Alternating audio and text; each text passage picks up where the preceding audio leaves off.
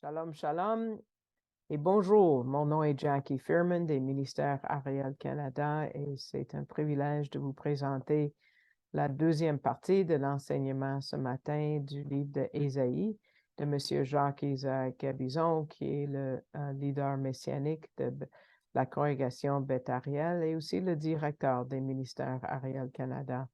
Il a préparé cette étude pendant la COVID mais ça a été donné en anglais, donc c'est mon privilège de vous traduire cette étude pour que ça soit une source de bénédiction pour vous. Donc, nous avons abordé le premier chapitre d'Ésaïe 1 dans l'histoire de la rédemption et nous allons continuer en touchant un peu au chapitre 2 et 3, mais en revenant sur le chapitre 1 aussi.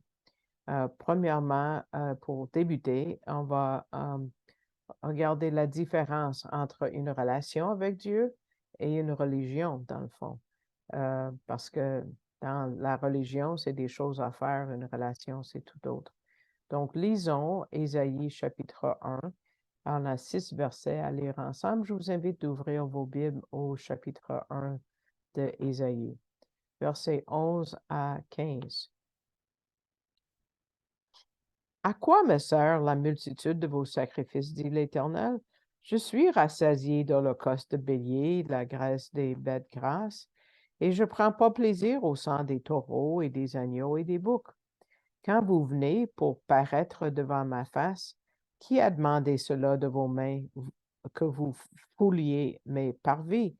Ne continuez pas d'apporter de vaines offrandes. L'encens est une abomination. La nouvelle lune et le sabbat, la convocation des assemblées, je ne puis supporter l'iniquité et la fête solennelle. Vos nouvelles lunes et vos assemblées, mon âme les haït. Elles me sont à charge. Je suis lasse de les supporter. Et quand vous étendrez vos mains, je cacherai de vous mes yeux.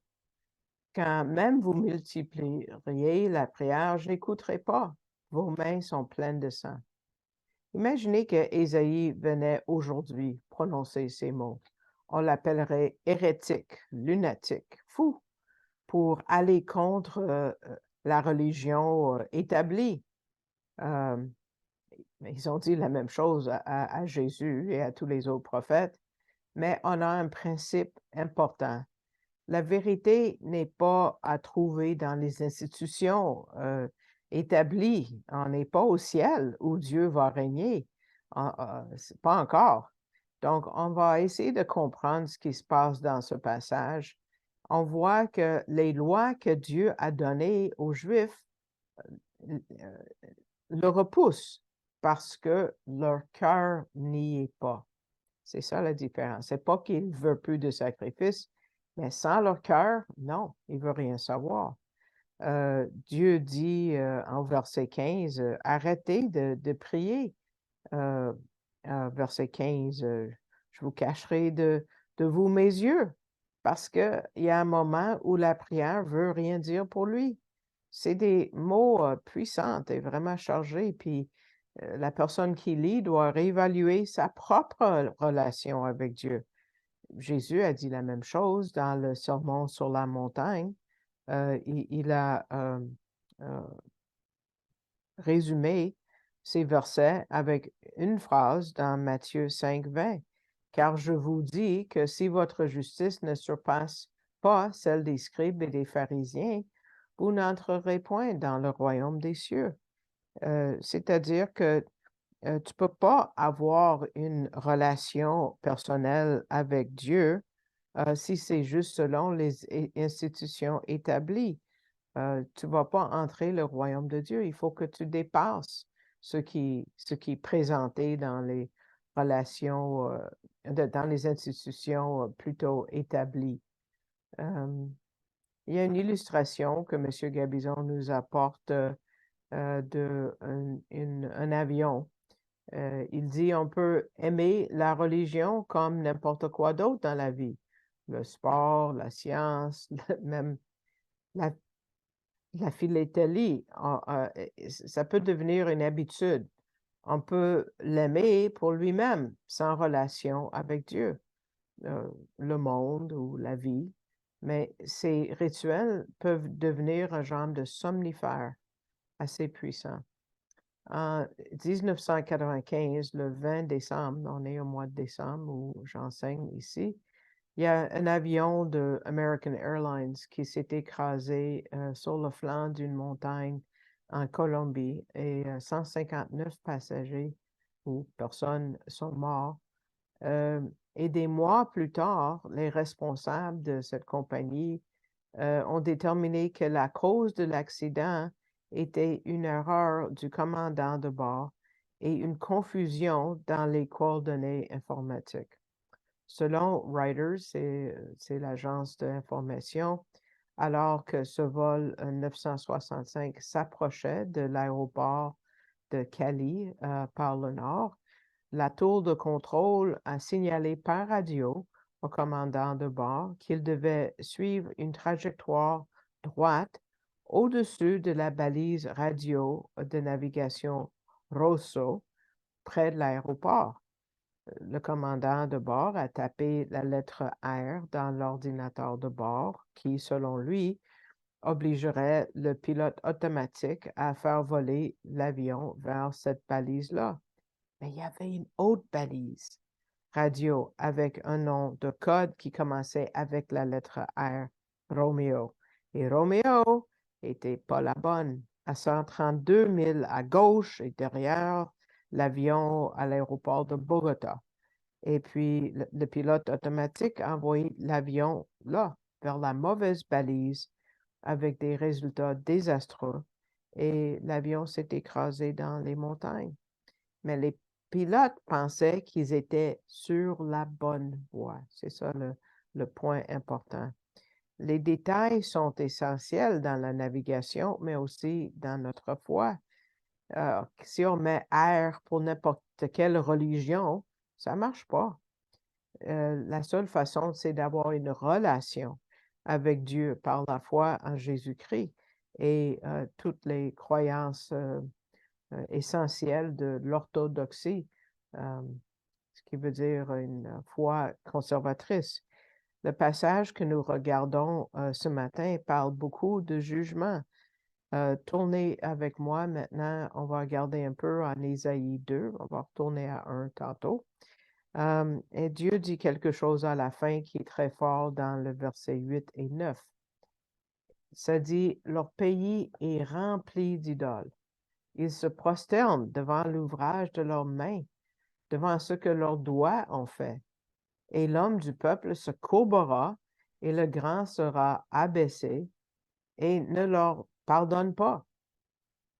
Ce qu'on apprend ici, c'est que il y a un moment où le pardon n'a pas de puissance parce que leur péché est tellement profond et tellement répété qu'il n'y avait pas de place dans la grâce de Dieu.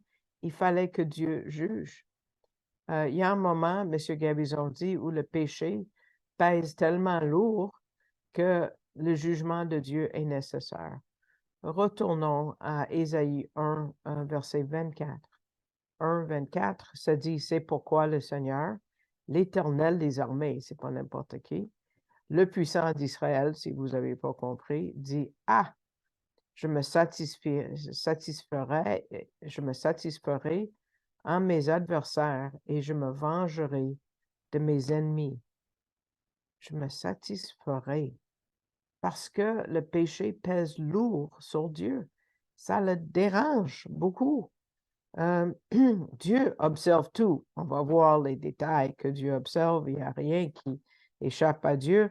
Regardez la description très longue que nous avons en Ésaïe 3, à partir du verset 18, qui parle des femmes séductrices qui essaient de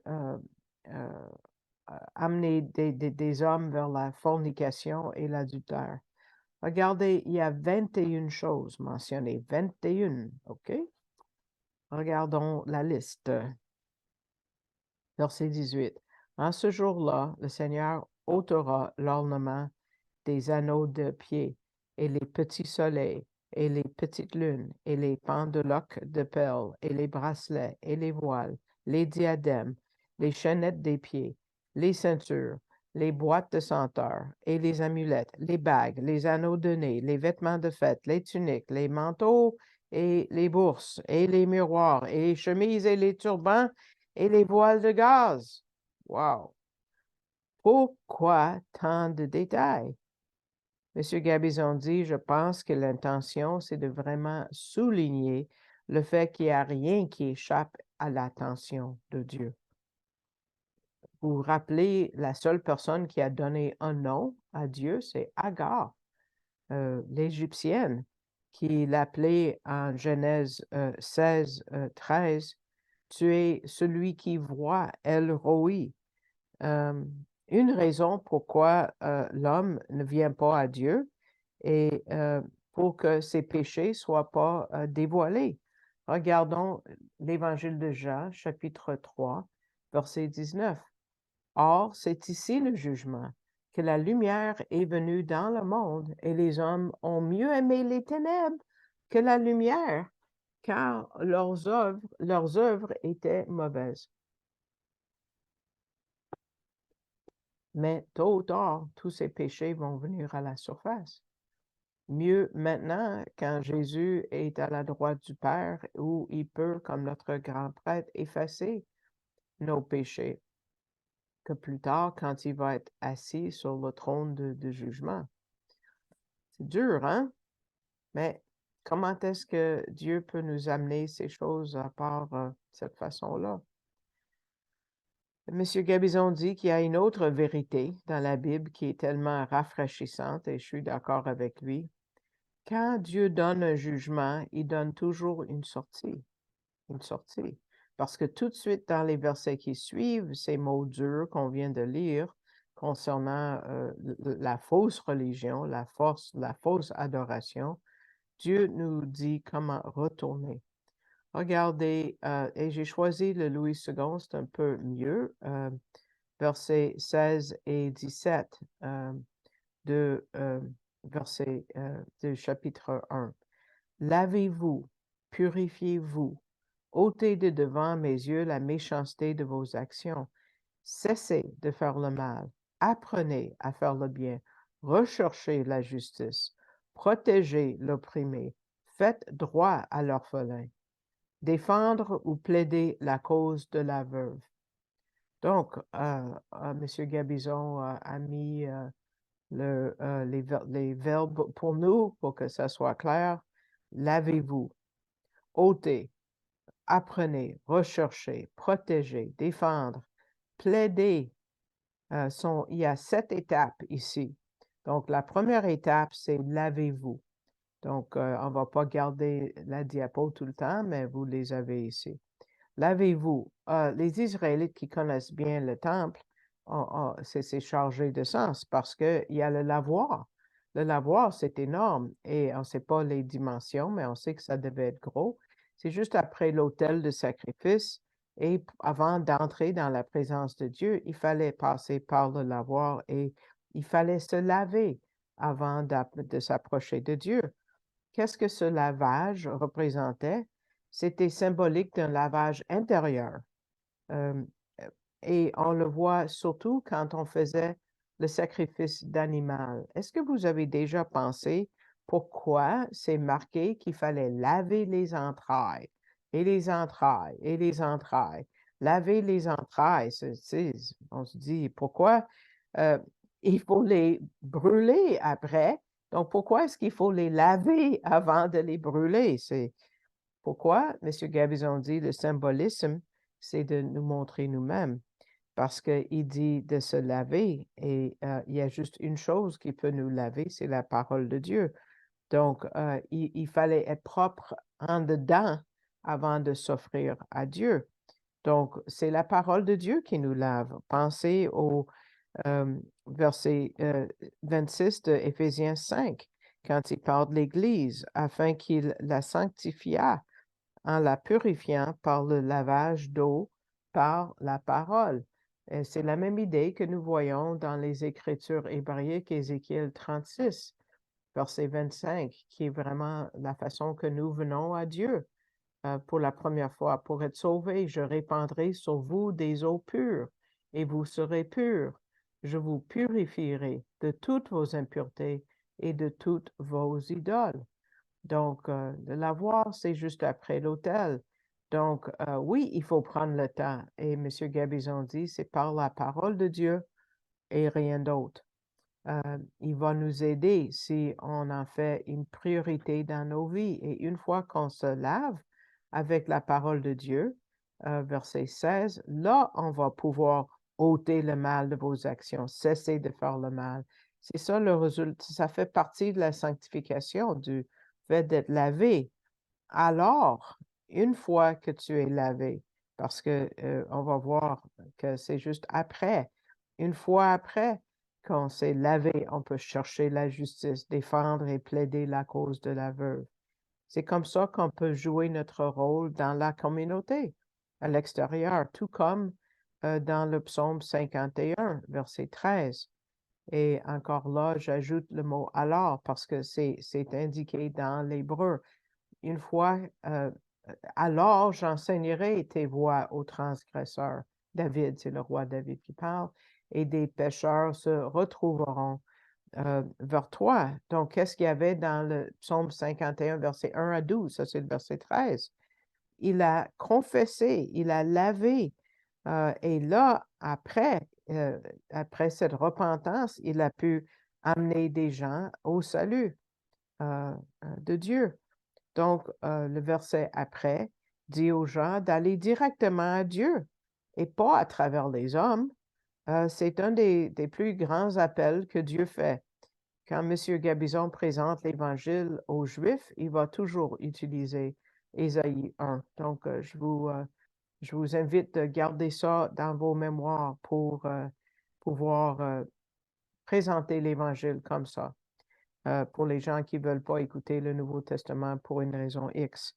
Verset 18 du chapitre 1 de Ésaïe est super important. Venez et plaidons ensemble, dit l'Éternel. Si vos péchés sont comme le cramoisi, ils deviendront blancs comme la neige. Il y a plein d'hymnes qui ont été inspirés par ces mots poétiques. S'ils sont rouges comme l'écarlate, ils seront comme la laine. Vous reconnaissez ce verset, sûrement. L'écarlate ou le rouge représente le péché, évidemment, pas juste pour voir son caractère terrible, mais pour nous montrer à quel point c'est permanent. Vous pouvez imaginer un chiffon dans n'importe quelle couleur autre que le rouge. Si tu l'immerges dans une autre couleur, on peut enlever la tache.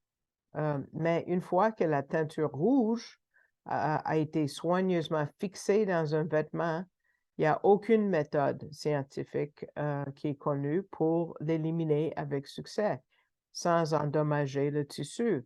Même si tu le frottes jusqu'au fil, jusqu'à ce que ça soit usé, les fibres qui restent conserveront toujours leur teinte cramoisie.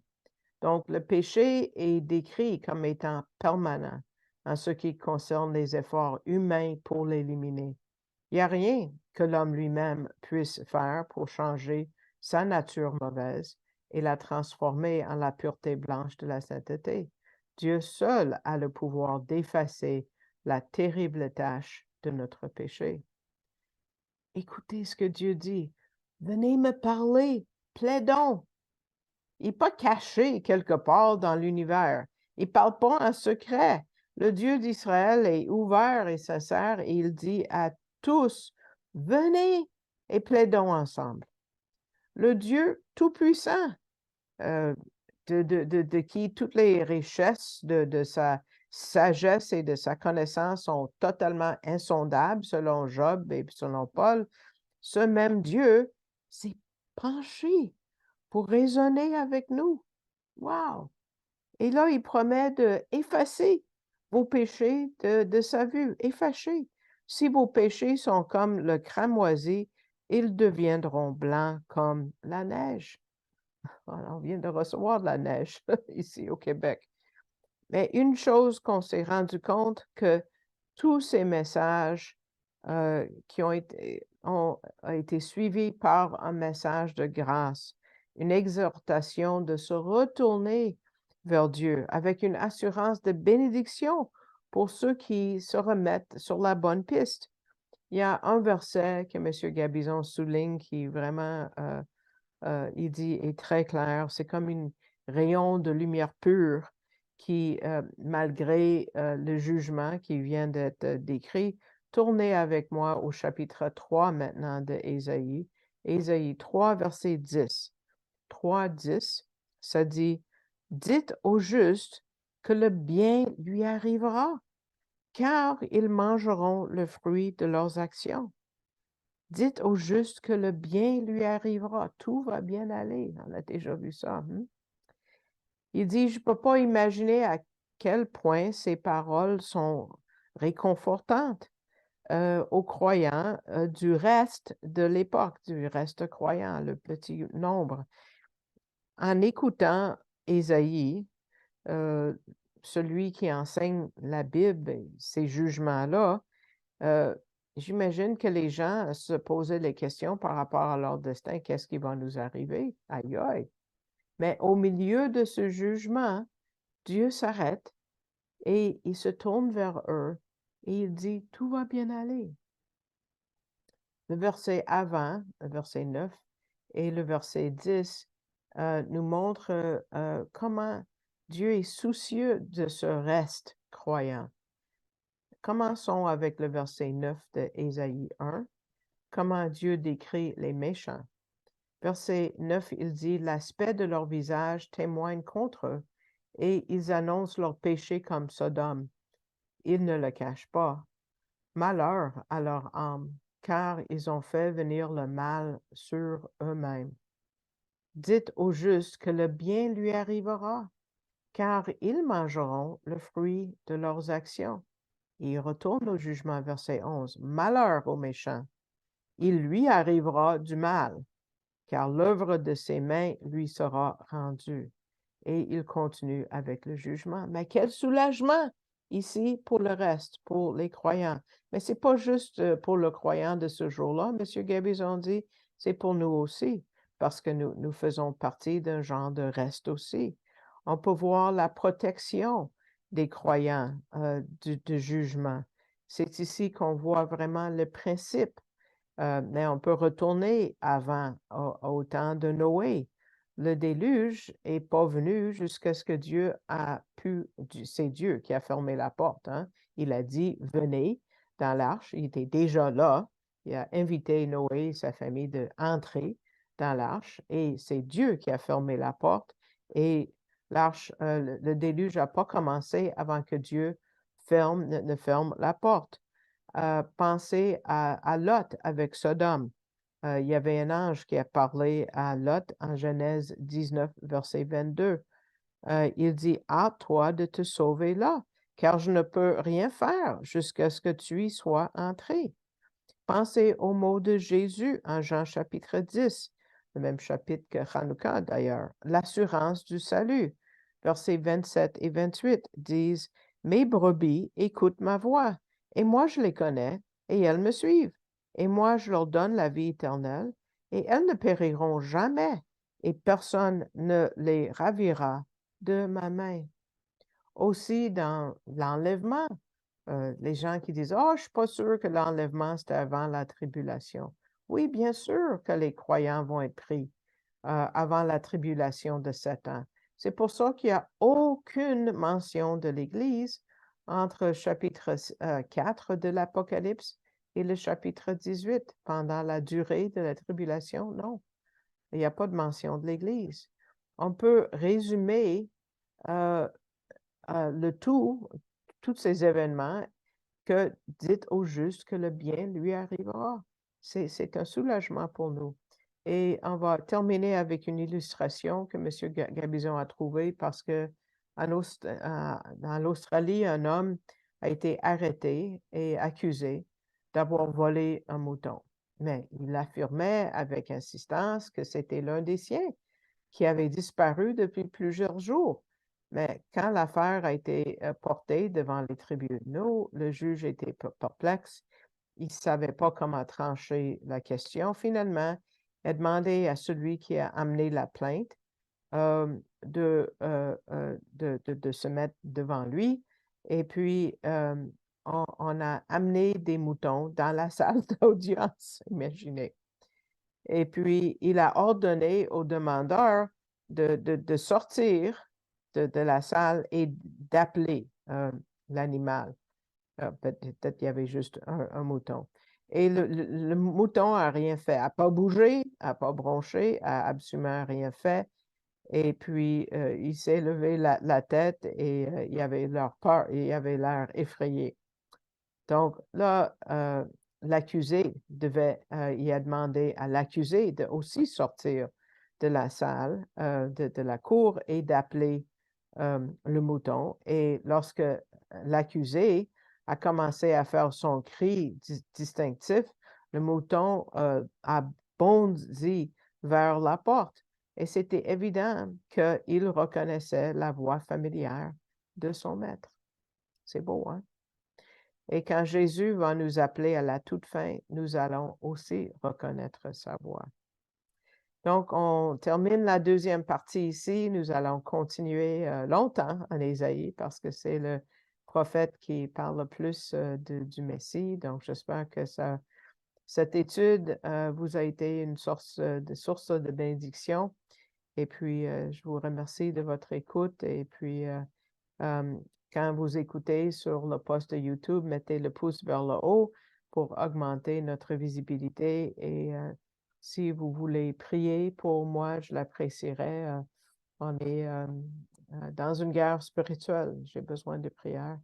Et puis, si vous avez à cœur de donner, c'est la seule façon que je vis financièrement, c'est par les dons qui arrivent de vous et des églises comme la vôtre. Et puis, il y a une façon de faire. Si vous ne savez pas comment faire, vous pouvez aller à arielcanada.ca et vous allez cliquer sur le drapeau français et ensuite le mot donner qui va vous amener à la page plus bas canadon.org qui est un organisme qui va émettre des reçus pour votre don.